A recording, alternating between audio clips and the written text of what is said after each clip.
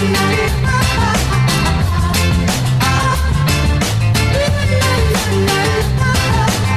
guys, it's Robert for episode 3 of Chem Videos. We're going to be talking about titrations today. So we're going to be saying, what is it? What is a titration? What does it involve? So what chemicals and paraphernalia does it need to work? Then there's something called titration curves that can be explained at the same time, just the theory of it. And then we're going to look at the chemistry and what happens during a titration, and we're going to do some practice problems to explain that because it's a lot easier that way and you can see hands-on what's going on. And then we're going to talk about something called indicators and the process for which to choose them, which we'll also get to here in a second when we're talking about what titration is. So, yay, let's get to it. Okay, so let's talk about what a titration is.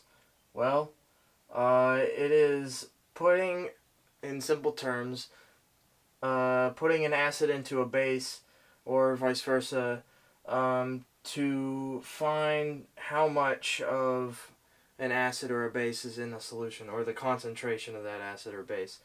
That's called volumetric analysis, and it can be done by doing a titration.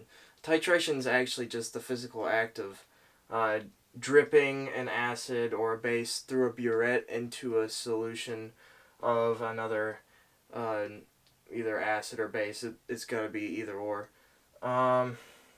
So we can also find the pH out by doing this of the solution being titrated. The solution being titrated would be the one that is having an acid or a base dripped into it on the bottom. So here I'll draw a picture.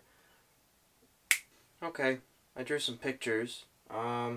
This is what the setup of a titration would look like. It's set for 3D, and in real life this is just a drawing. So we've got this tube thing here called a burette, and it'll be marked in milliliters.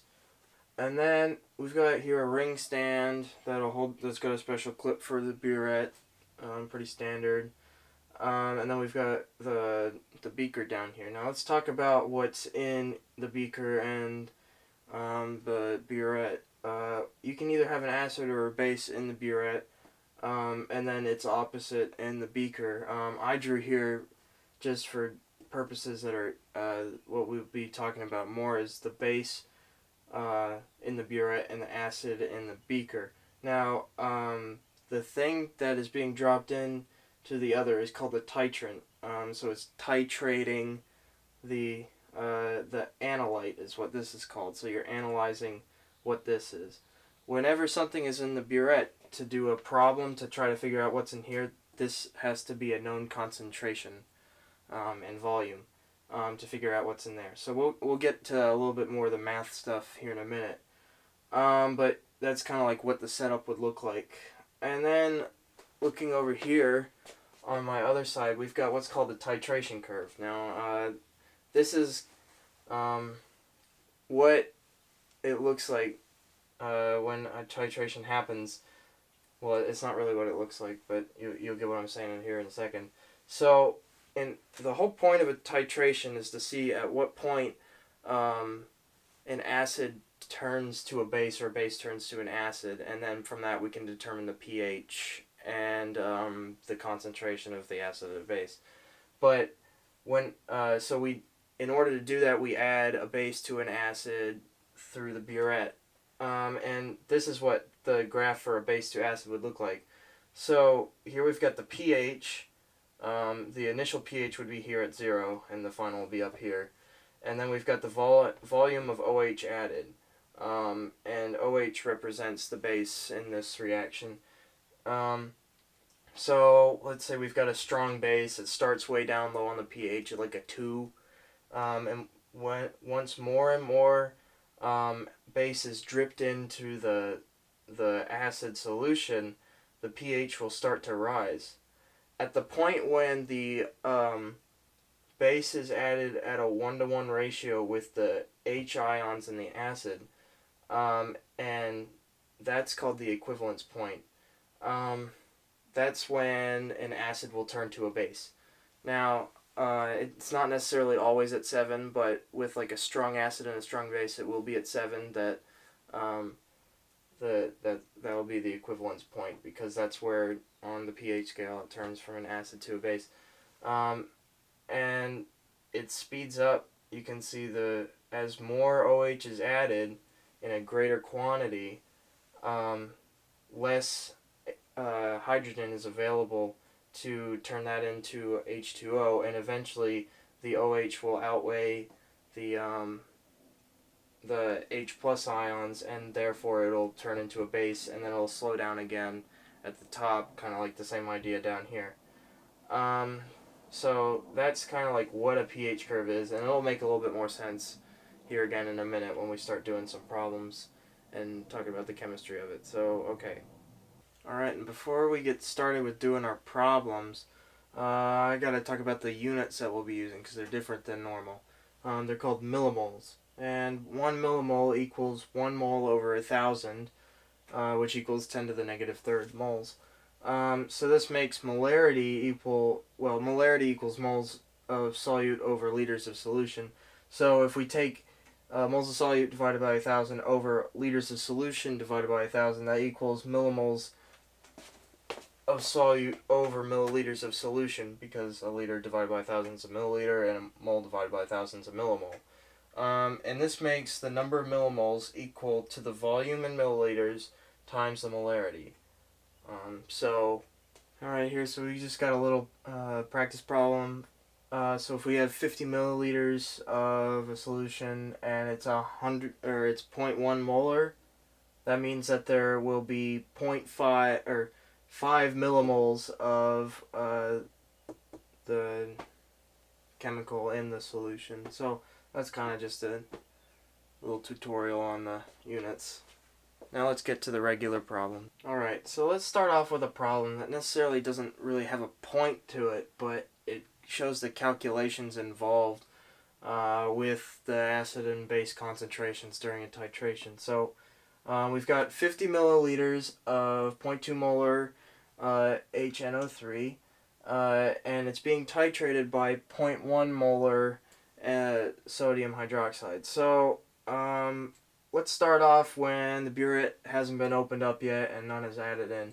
So in the solution, we've got dissociated HNO3, and so we've got H plus ions, nitrate ions, and we've got water. So the thing that will determine the pH in this solution will be the dissociation of the H plus ions, and since it's a 0.2 molar solution, there will be 0.2 molar H plus in the solution. So we can just take the negative log of 0.2, and that gives us 0.699, which equals the pH. That's just done like any other pH calculation, just the negative log of the concentration of the H ions. So let's move on to what happens when you add in 10 milliliters of NaOH into the solution. Okay, so we've added 10 milliliters of NaOH to the HNO3 solution. So, what does this mean? Well, now we've got H plus, NO3 minus, Na plus, OH minus, and H2O all in the solution. And the reaction that'll really be occurring is the H plus OH minus goes to water H2O. So let's look at it's sort of an ice table, if you want to call it that. But just what happens is, for the sake of space, I got rid of the some of the units and significant figures, but you get the idea. So we got 50 milliliters times 0.2 molar, which gives us 10 millimoles, right? And then for the OH, our initial is 10 milliliters times 0.1 molar, because that's our concentration, equals 1 millimole. So we'll do 10 minus 1, since that's what has been added in and that's what's reacting, which gives us 9 millimoles of unreacted H plus left over, and then we've got 0 because all of it will react. We've got 0 of the OH because all of it will react with the H plus. And from this we can determine the pH again. So we've got 9 millimoles over 60 milliliters, because you got 50 plus 10, and that'll give us 0.15 molar H plus in the solution. And from that, we can do the negative log of 0.15, which it gives us 0.82 as the pH. So going through the titration, you can do this for most of the add-ins like under the equivalence point. So next we're going to do the equivalence point of the reaction. You can kind of see what happens there. So here we go. Alright, the equivalence point. Yay. It's the point that, the way I put it is, the point is when the acid equals the base.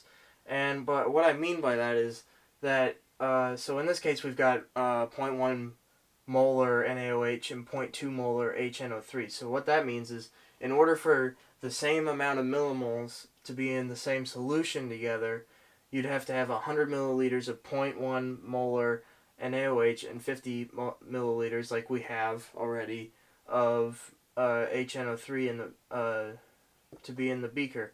And so from our last reaction, you saw that we subtracted, and this would give us 10 minus 10, and then it would equal out because H plus and OH minus react in a 1-to-1 ratio.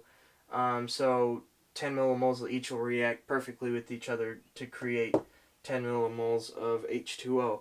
So because of that, the solution will be at a neutral 7. Now, it's not always going to be at a 7 in its equivalence point, and we're going to do a reaction here in a minute that is not.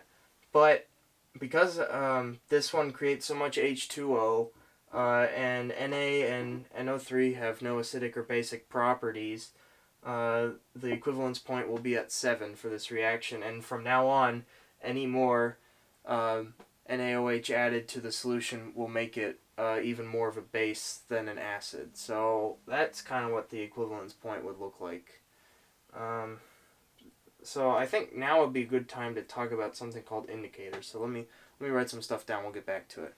So what is an indicator? Well, it is a chemical that is added to the analyte, if you remember what that means, to mark when the equivalence point is met. So indicators in a titration will change color when an acid turns to a base. And the correct indicator has to be chosen, which we'll get to after the next problem. We'll do some math with that, but that doesn't need to be done yet. Just the theories on this need to be explained right now. And so it can be used to mark the equivalence point. And you might, looking at the past problem, you might say like, oh, what's actually the point of a titration? This seems dumb. Why would we be doing this? Well, like you can't tell anything from just dripping it in there. Well, that's very true. So we use an indicator to tell at what pH and what concentration the reaction turns to a base or an acid, depending on what you're doing. And choosing the correct indicator for the process is not always easy, but you try to pick one that'll change right around at the calculated point where it should change from an acid to a base. And that point that the indicator actually changes color is called the endpoint. If you're really good at it, the endpoint should be the exact same as the equivalence point. And a little bit about the chemistry of it. Indicators are actually most commonly weak acids that are represented by the formula HIN.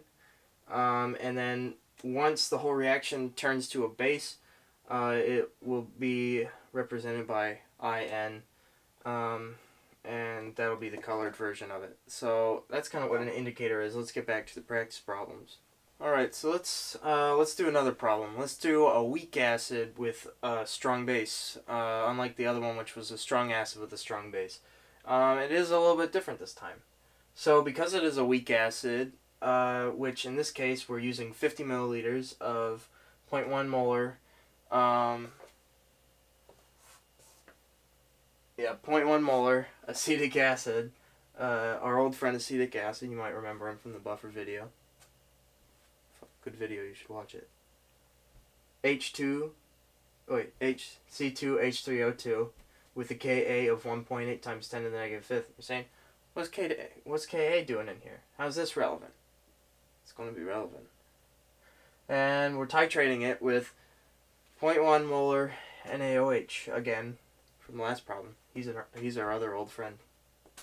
Good guy.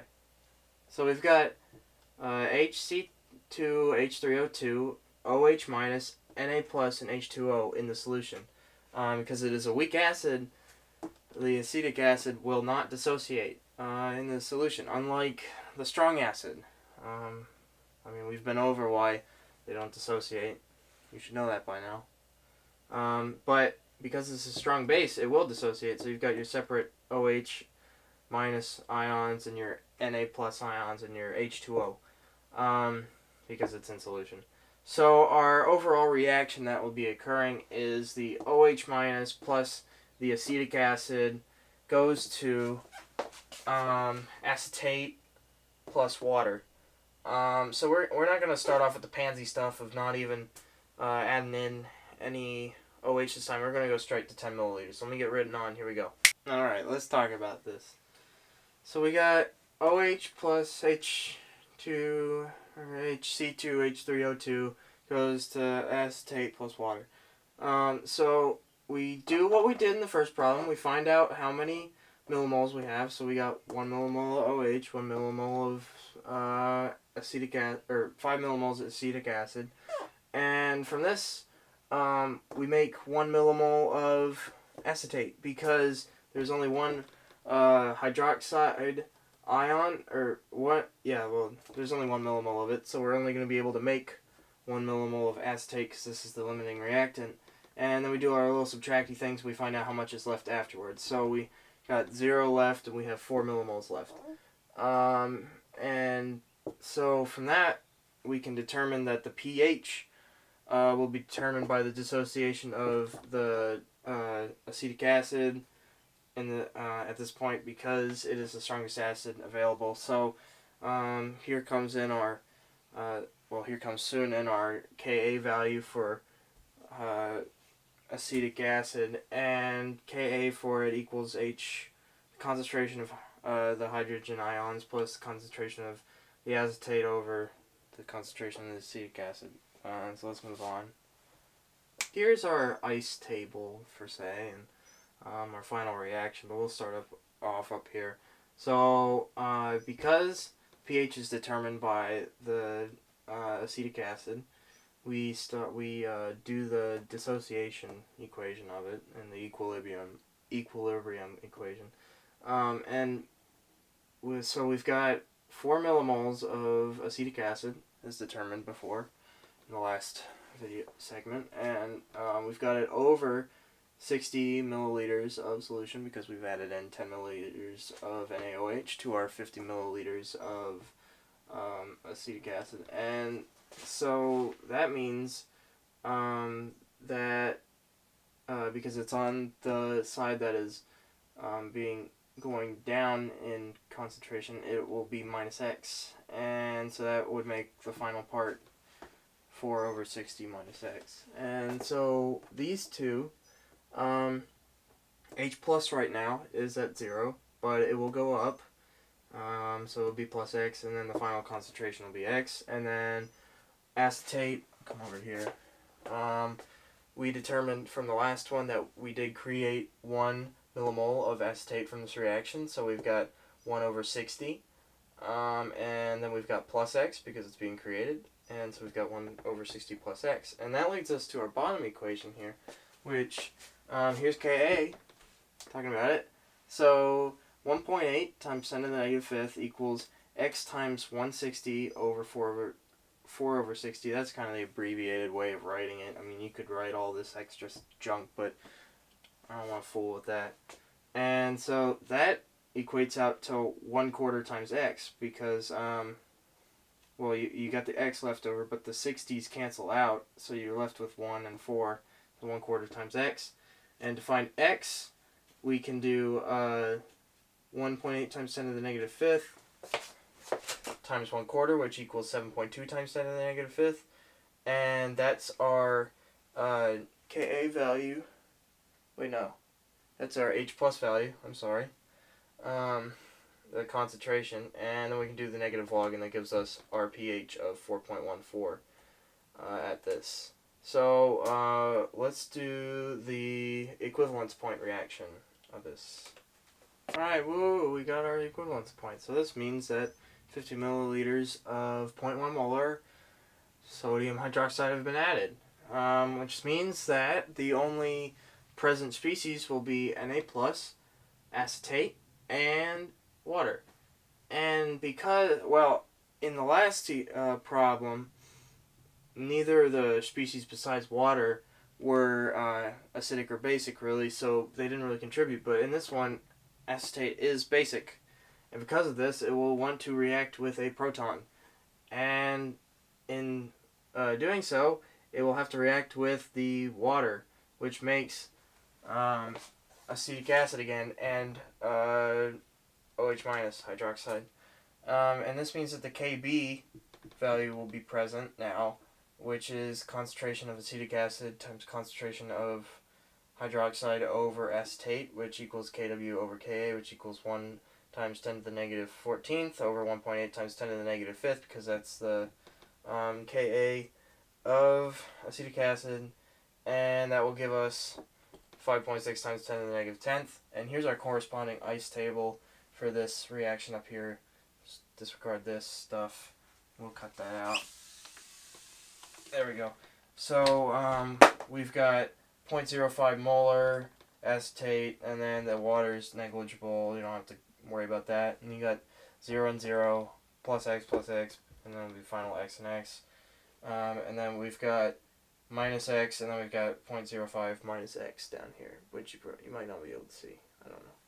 So let me write something else here. So we've got the final bit of our equation here. So the Kb value, well, no,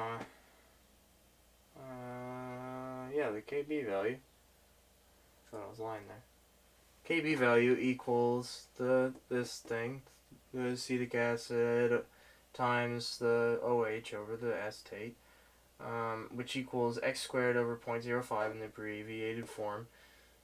And from that we find x equals 5.3 times 10 to the negative 6, which in turn equals the concentration of the OH, because the OH is one of the x's up here. And then when we divide 1.0 times 10 to the negative 14th by 5.3 times 10 to the negative 6, we get 1.9 times 10 to the negative 9th, and which is the concentration of the H plus ions. And then we can do the negative log of that, and we can get 8.72 as our pH at the equivalence point. And now you'll see that the equivalence point is not always at 7, because you've got weak acids that dissociate into bases that will not want to be right at 7. It'll make it higher than it should be. So that's the conclusion of this problem. It's not real hard, but it's enough to get you confused. But hopefully, there's lots of different ways that you could look at this problem, and lots of different concentrations and how much adding in this and whatnot. But now we're going to move on to how to determine the correct indicator based on its values and concentrations and whatnot. So let's look at that now. So we're getting back to indicators now, just to explain the math of them. So like I said before, an indicator is a weak acid. And phenolphthalein is like one of the most popular indicators ever, because it's right at 7 that it changes colors to a pink. So coming from an acid to a base, if the solution is acidic, it'll be clear up until 7, and then at 7 it will change to pink with the reaction as it changes to the basic manner. And this can be represented by HIN, which was the acidic version of the indicators, like I said before, goes to H plus IN, the base. And because this is a weak acid, the indicators are, they will have a Ka value. And this is represented by H plus, the concentration, times concentration of the IN minus over the concentration of the HIN.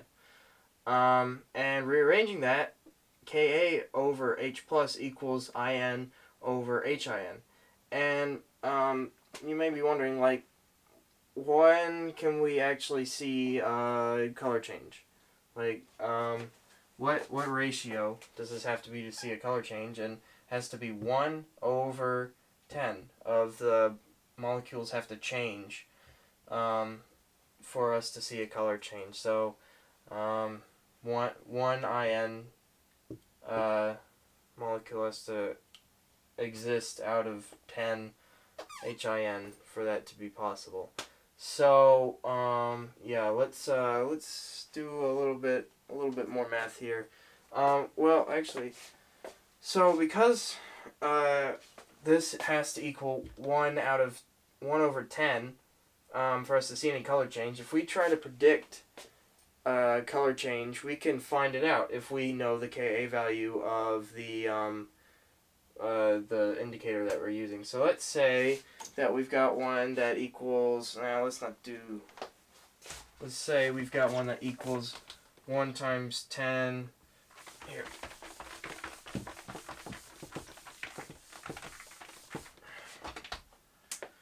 One times 10 to the negative 7. Because this has to equal 1, well, that's our Ka value. So, Ka over our H plus value. And that has to equal 1 out of 10. So, we can rearrange this so that it goes to 1 times 10 to the negative 7th equals, what is it? H plus times 1 over 10. And this will give us our H plus concentration, which is 1 times 10 to the negative 6, because it's a tenth, 10 to the negative 6. And because of that, we can determine the pH at this color change level. And that will give us, the negative log of this. And we get 6, because it's at 6. So the pH would equal 6 when the color changes at this.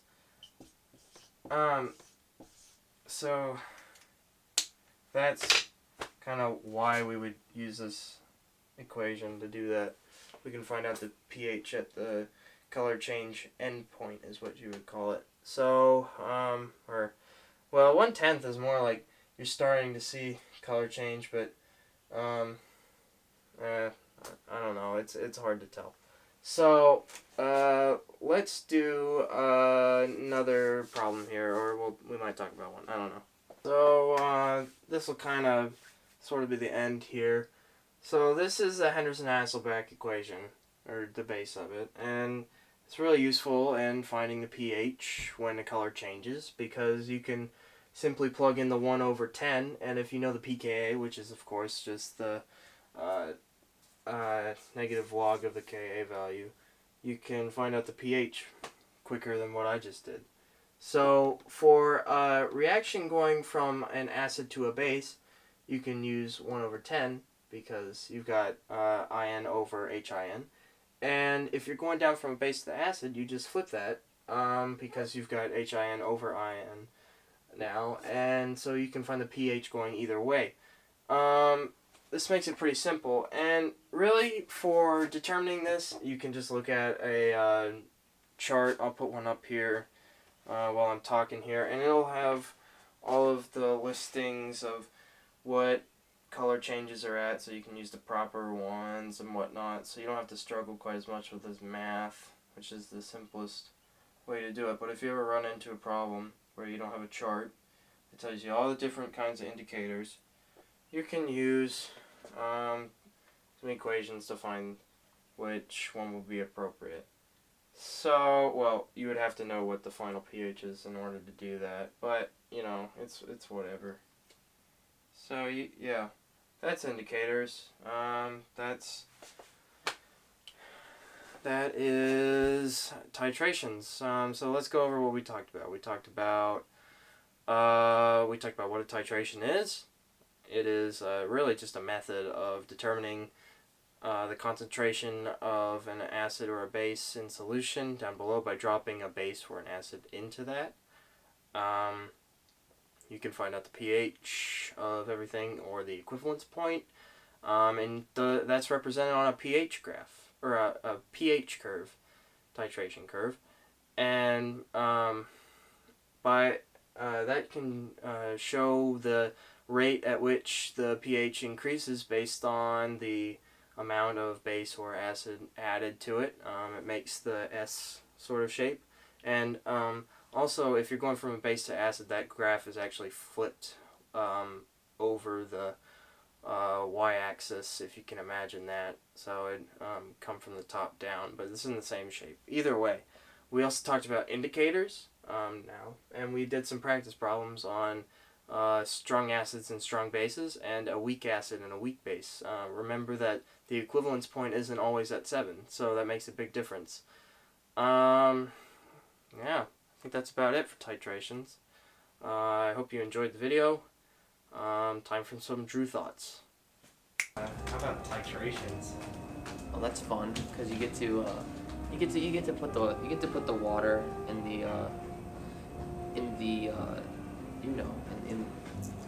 the solution. Not necessarily water, but you get to put the acid in the base, and then something will usually happen, and then